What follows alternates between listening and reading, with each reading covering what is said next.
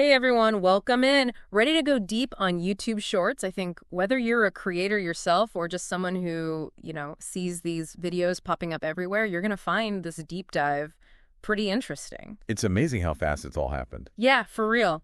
We've got some great material to dig into, like we've got Wikipedia to give us a good overview, some Wall Street Journal articles. Those get into some of the worries people have, especially parents, with younger kids, and even some research papers, like actual academic stuff, about how these super short videos, how they might be changing us. Yeah, and that's the thing, right? I mean, we're talking billions of views every day. That's insane. It's mind-blowing. So we're going to try to unpack all of that. Like how did this happen so fast? What makes these shorts so addictive? And is YouTube changing how we even consume media? What's going on? Big questions, for sure. It feels like YouTube Shorts just kind of came out of nowhere, right? Well, not exactly. I mean, remember TikTok? Oh, yeah, of course. So YouTube Shorts, they were created because of TikTok as a response to its popularity back in 2020. Makes sense. Yeah, they started with some, testing, kind of dipping their toes in. And then this is where it gets really interesting. Strategically, they launched a big beta in India. And this was right after India banned TikTok in June 2020. Wow, perfect timing. It was, right?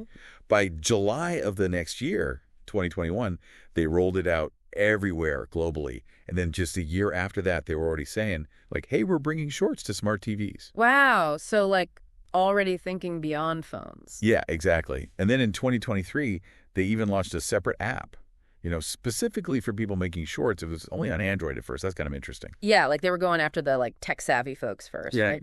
Maybe. And then last year, they did something pretty big. They said, okay, shorts can now be up to 3 minutes long, and that any vertical video, 3 minutes or less, would automatically become a short. Oh, wow. That's a big change. Yeah, it is. It shows how seriously they're taking it. Definitely. Okay, so that's the timeline. It's all happened so fast. But, what is it about these short videos that's gotten everyone so hooked? Well, I think the features are a big part of it. Yep. Wikipedia tells us they've got all this licensed music, captions, those collab tools, and a ton of editing tools. You can even turn your long videos into shorts. I love the Q&A stickers. Those are so fun. Yeah, those are cool. But this is where it gets kind of weird, right? Because the Financial Times did this study and found that most creators actually don't use YouTube's editing tools for shorts. They're using TikToks. What? Seriously, yeah. If you think about that for a second, it's like YouTube is trying to compete with TikTok, but the creators are still using TikTok stuff. So what does that tell us, about the relationship between those platforms? Maybe even about the creators themselves. Huh, that is weird. It's something to think about for sure. Yeah, I'm going to be thinking about that one. But okay, even if YouTube wants to, dominate the whole short video world, can it coexist with, longer content?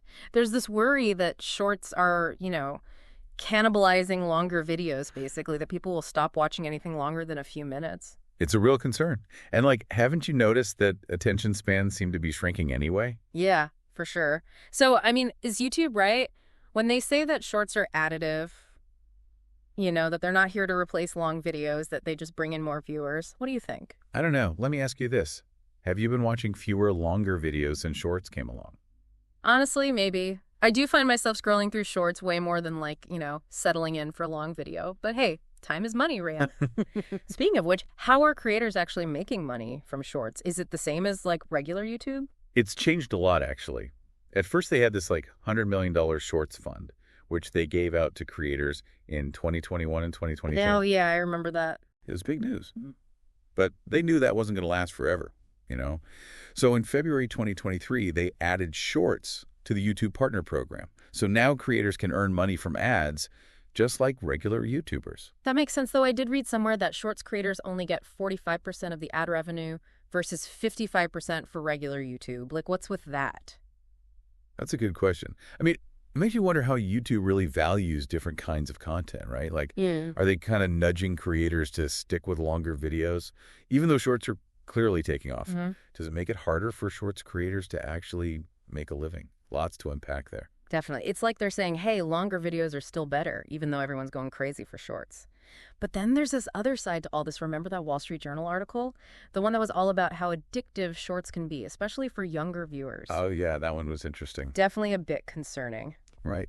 And it's not just parents, right? There's actual research. Giza University of Finance and Economics and Western Michigan University, they found that short videos, they might actually make it easier for people to get addicted to things. Whoa, really? How so? Well, think about it. Short videos, they're like these little bursts of entertainment, and that triggers dopamine in our brains, the feel-good chemicals. So the more we watch, the more we want those good feelings. Oh, okay. So it's like each short is designed to get us hooked and coming back for more. Kind of. But, is it really so different from other stuff that grabs our attention? That's true. I guess we've always had things that, get us hooked.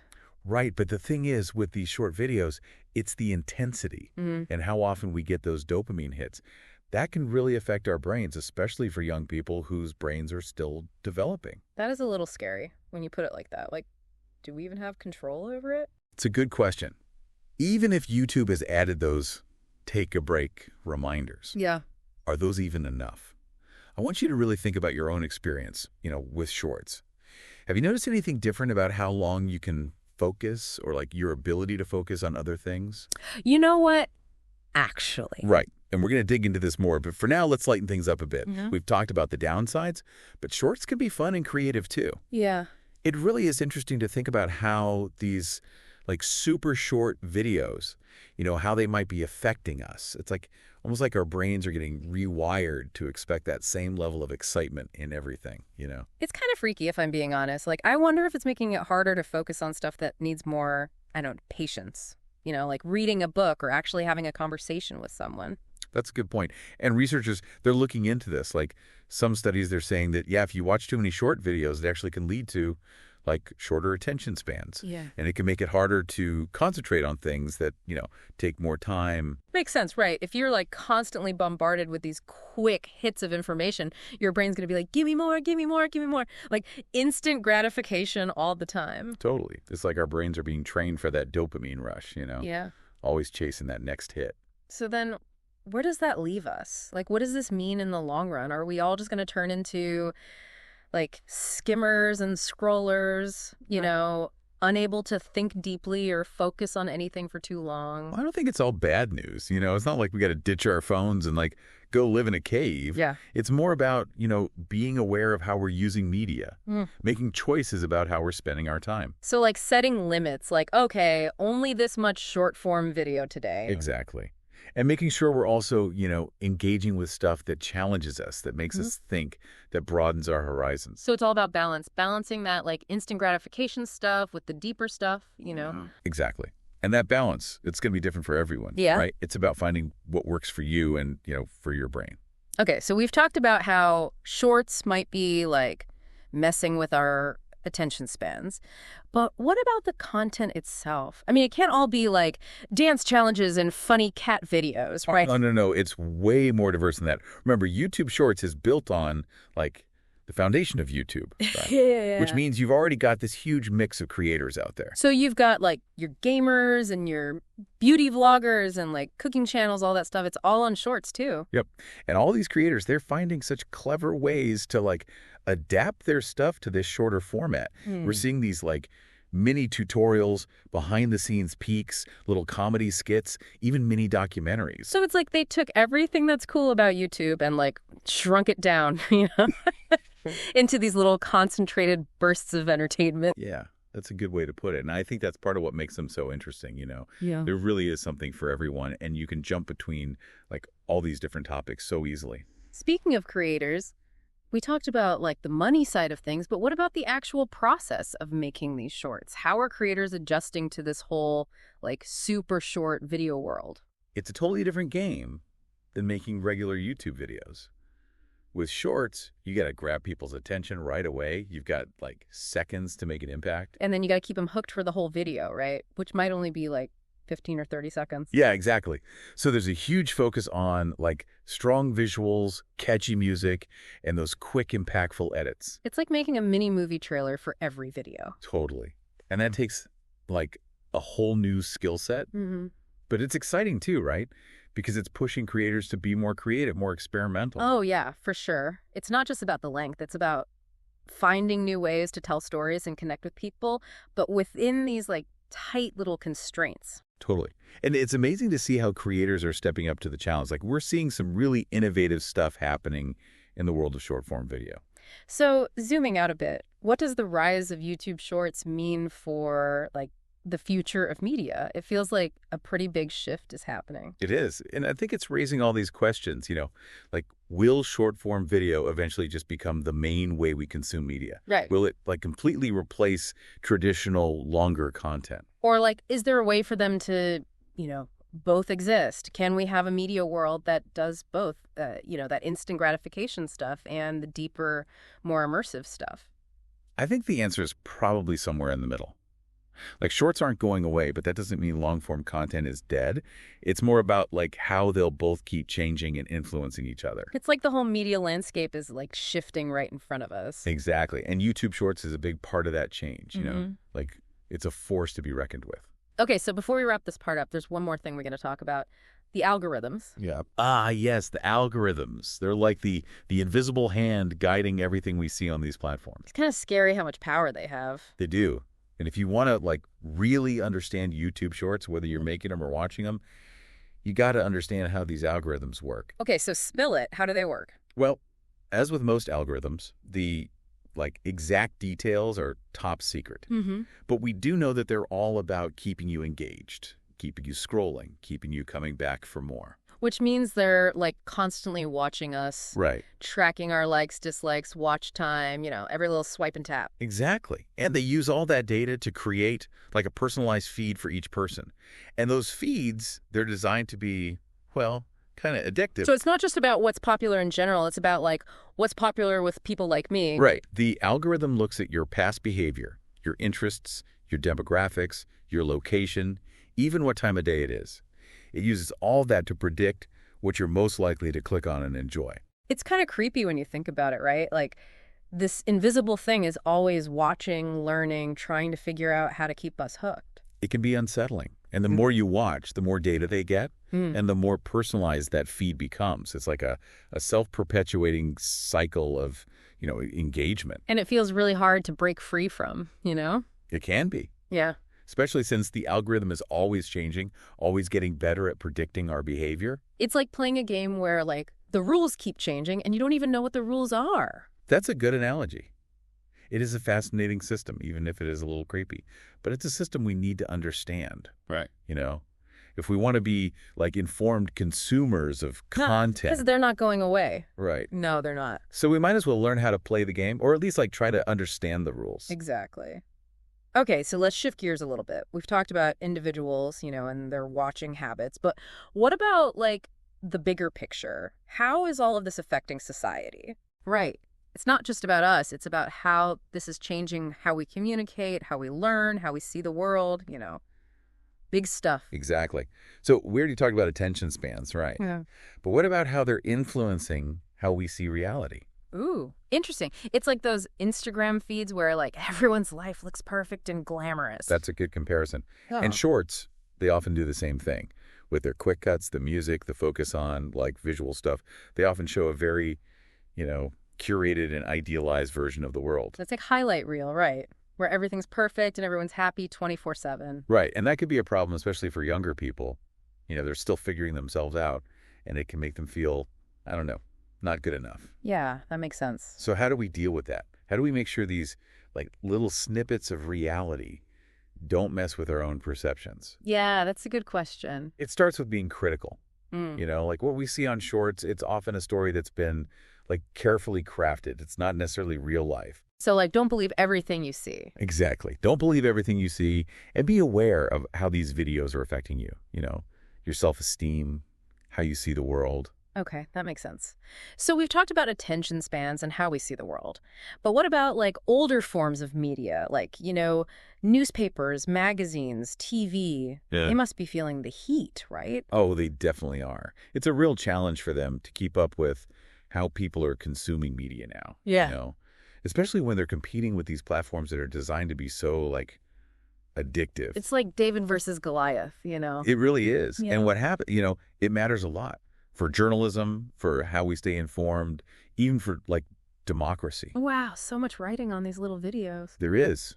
Because if traditional media can't figure it out, can't adapt, then we could lose like a really important source of reliable information, the kind of in-depth reporting that we need. That's scary. It is. Yeah. But it's also an opportunity, right? An opportunity for them to innovate, to get creative, to find new ways to connect with people and give them that valuable content that they, need and want. So maybe it's not about one replacing the other. Maybe it's about finding a way for both to, exist together. Right. And as viewers, as consumers, we need to be smarter about what we choose to consume, supporting the good stuff, and demanding better from the platforms that are shaping our information world. Because at the end of the day, it's up to us, right? The future of media is in our hands. It is. It's up to us to make sure it's a good future, a responsible future. Okay, well, before we move on, I want to talk about something that's been kind of bugging me this whole time. It's the ethics of all of this. I mean, with any new technology, there's always unexpected consequences, right? And ethical questions. That's such an important point.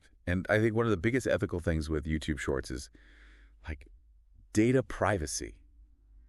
It's huge. Yeah, exactly. We've been talking about those algorithms and how they collect so much data on us. But what happens to that data? Who gets to see it? Are there any rules to protect us?